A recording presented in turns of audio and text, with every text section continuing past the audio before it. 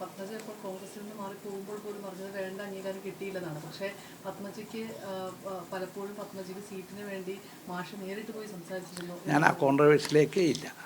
അതിൻ്റെ സ്റ്റാൻഡാണ്, അതിന് കമൻറ്റില്ല. അതല്ല, അത് സോണിയാഗാന്ധിക്ക് ഉണ്ടായിരുന്ന ബുദ്ധിമുട്ട് അതല്ലേ ഒരു കമൻറ്റേ ഇല്ല. മാധ്യമങ്ങൾക്കൊരു നിലപാടെടുക്കാം, കാരണം മാധ്യമങ്ങൾ അതിൽ നിൽക്കും. പക്ഷേ എനിക്കൊരു നിലപാടുണ്ട്, അത് ഇതിലേക്കൊരു കോൺട്രവേഴ്സിലേക്ക് പോകാൻ ഞാൻ ആഗ്രഹിക്കുന്നില്ല.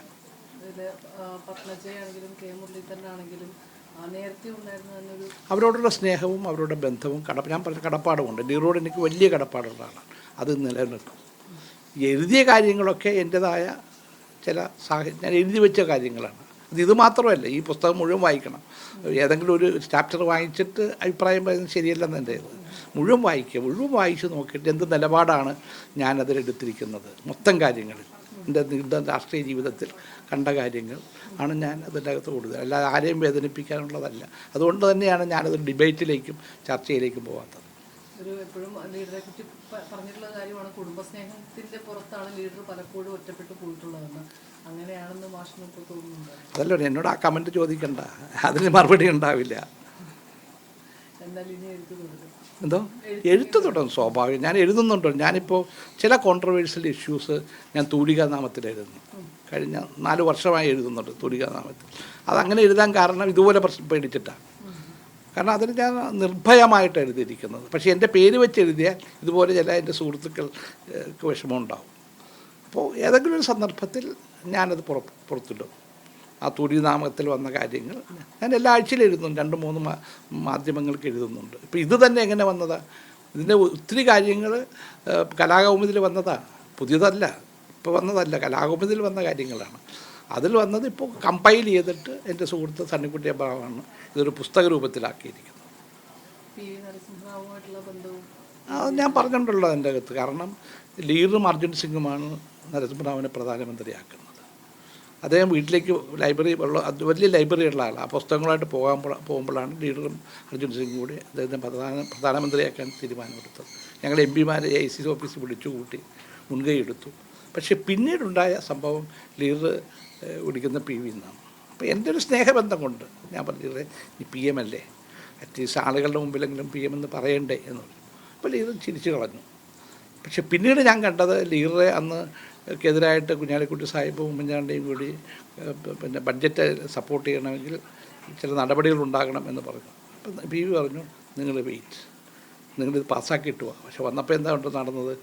ആൻ്റണി വന്നു, ലീഡർ മാറി. ഞാൻ നേരിട്ട് അതുമായി ബന്ധപ്പെട്ട കുറേ സംഭവങ്ങളുണ്ട്.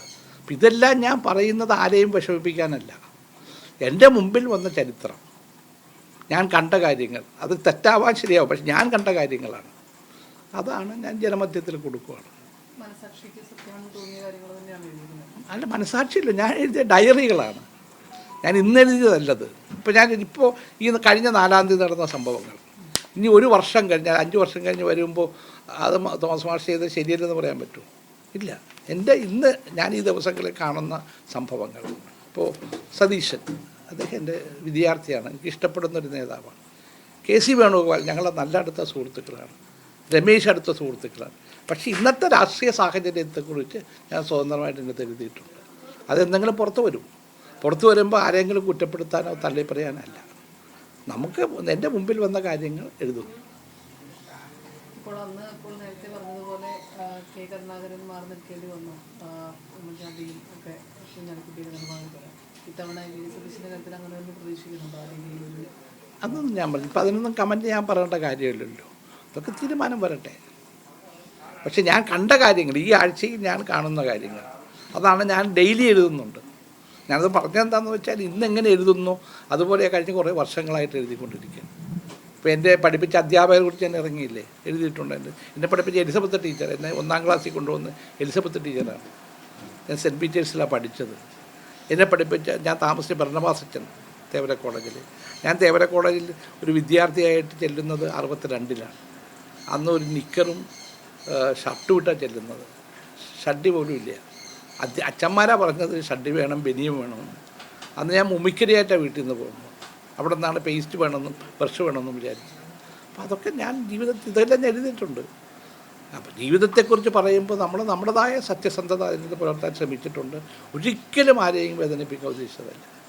കെ മുരളീധരൻ്റെ കാര്യത്തിലും എല്ലാവരുടെ കാര്യത്തിലും ഒരാളെക്കുറിച്ചും വേദനിപ്പിക്കുക. ഞാൻ Sharad Pawar the man who stabbed from behind എന്ന് എഴുതിയ സോണിയാഗാന്ധി. പക്ഷേ എനിക്ക് ഏറ്റവും ഇഷ്ടമുള്ള ഒരാൾ ശരത് പവാറാണ്. അദ്ദേഹമാണ് എന്നെ ഭക്ഷ്യസുരക്ഷാ നിയമം നടപ്പിലാക്കാൻ വേണ്ടി സ്വതന്ത്ര ചുമതല തരണമെന്ന് പറഞ്ഞത്, മന്ത്രിയാക്കിയത്. അതൊക്കെ സ്വാഭാവികമല്ലേ? നമ്മൾ പറയുമ്പോൾ നമ്മുടെ മുമ്പിലുള്ള സത്യം, ആ സത്യം ചിലപ്പോൾ ചിലർക്ക് വേദനയാവാം. പക്ഷെ ഞാൻ ആ ലേഖനം എഴുതിയതിന് ശേഷം, ആ ചാപ്റ്റർ എഴുതിയതിന് ശേഷവും ഞാനും ശരത് പവാറുമായിട്ട് നല്ല ബന്ധം കാണാറുണ്ട്. ഈ കെ മുരളീധരൻ്റെ കാര്യത്തിലാണെങ്കിലും പത്നിയുടെ കാര്യത്തിലൊക്കെ ആണെങ്കിലും പിന്നീട് എന്തെങ്കിലും സോണിയാഗാന്ധി അതുമായി ബന്ധപ്പെട്ട് സംസാരിക്കും? ഞാൻ പറഞ്ഞു അതിലേക്ക് എൻ്റെ കമൻറ്റ്, ഞാൻ പറയേണ്ടതെല്ലാം ബുക്കിലുണ്ട്. ബുക്ക് വായിക്കുക എല്ലാവർക്കും. അത് മാത്രമല്ലല്ലോ ഉള്ളൂ. നമ്മളൊരു ഭാഗം മാത്രം നോക്കരുത്, ആ പുസ്തകം മുഴുവൻ വായിക്കണം. അപ്പോൾ അതിൻ്റെ ഒരു സ്പിരിറ്റ് മനസ്സിലാവും. ആരെങ്കിലും വേദനിപ്പിക്കാൻ എഴുതിയ പുസ്തകമല്ല. എൻ്റെ ജീവിതത്തിൻ്റെ അവസാന നാളുകളിൽ ഇത്രയും നാൾ ഞാൻ കണ്ട കാര്യങ്ങൾ ഞാൻ എഴുതിയില്ലെങ്കിൽ ചരിത്രത്തോട് ചെയ്യുന്ന അനീതിയല്ലേ? ഇനിയും തുറന്ന് എഴുത്തുണ്ടോ? സ്വാഭാവികം.